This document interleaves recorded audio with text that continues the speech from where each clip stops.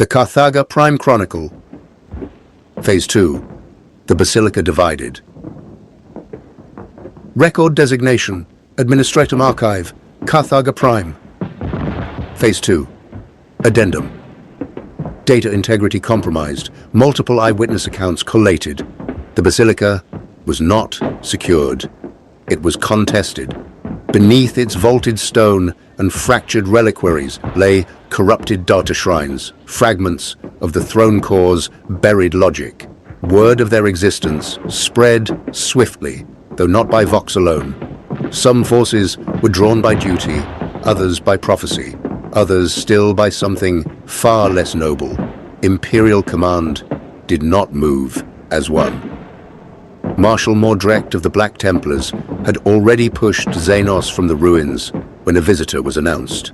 A blood angel, a witch. Mephiston entered beneath shadowed arches and spoke plainly.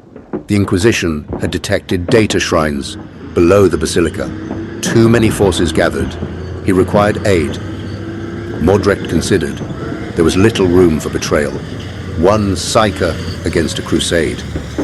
Very well, he agreed, under one condition. It would be the Black Templars who returned the artifacts to the Inquisition. The pact was sealed.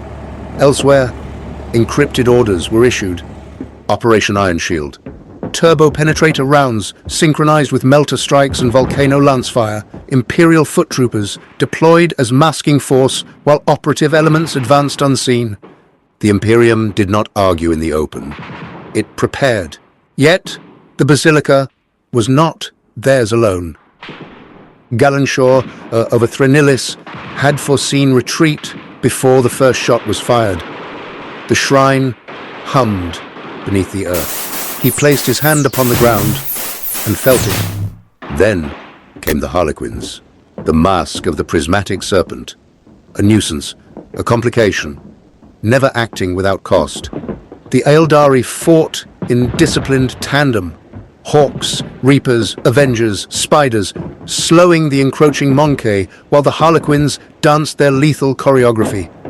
Assamen crossed blades with an Emperor's champion. Jainzar stood defiant, even in retreat. Galanshaw charged, knowing the withdrawal was inevitable. It was never about this battle. It was about the next. The Dark Angels required no prophecy. They arrived without gunfire. Deathwing Terminators advanced in silence, bone-white armor unbroken, power fields humming with restrained judgment. At their center strode a chaplain whose words fell not as inspiration, but as condemnation. The Black Templars did not advance quietly. Chainswords roared, vows were bellowed. One crusader screamed accusations of sin at an Eldar who had no time to dispute them. Steel met elegance. Faith met arrogance. The Harlequins remained infuriatingly alive. They fought beautifully. And they left laughing. Their own record later described the act as concluded successfully. Audience reaction predictable. Several excellent deaths observed. Not all conflict was so theatrical. Lord Dimension of the Emperor's Children found himself sharing the field with the elevated knights of the entranced. The Saints' Promenade became a grinding theater of sound and steel. Traitor blood and xenomatter were harvested. Once sufficient ingredients had been extracted, the band of Basline withdrew. A stalemate. An elixir prepared. Elsewhere, punishment was delivered. When Threnilis faltered, the Harlequins corrected them. Starweavers encircled aspect warriors. Troops disarmed, subdued, abducted. A solitaire removed Fugan from the stage in a blink. No Asuryani lives were wasted unnecessarily, save those claimed by Corsair vengeance. The message was clear. Play your role properly, and so the dance became partnership. Sparring replaced humiliation. Precision improved. Dignity restored. The mask approved. The engines of ruin observed their own lessons. The first engagement of the Chaos Knights ended not in annihilation, but in narrow defeat. Objectives shackled their wrath. Patience was demanded where devastation was preferred. They learned. The second engagement required no restraint. Canticum Doloris enacted its ritual and vanished, re-emerging at a decisive angle. 2 units erased, then 2 more. By the 3rd turn, the field belonged to the Dark Gods. Humility answered, dominance delivered. Word of this violence carried through the warp. The ecstatic rupture translated into real space in a corona of empiric light, precise, deliberate, selecting her prey with almost aesthetic intent. Then descended Velatrix Ascendant, a cathedral of iron, a proclamation of fracture, not merely a war engine, but a celebration of collapse. The Crusade changed tone.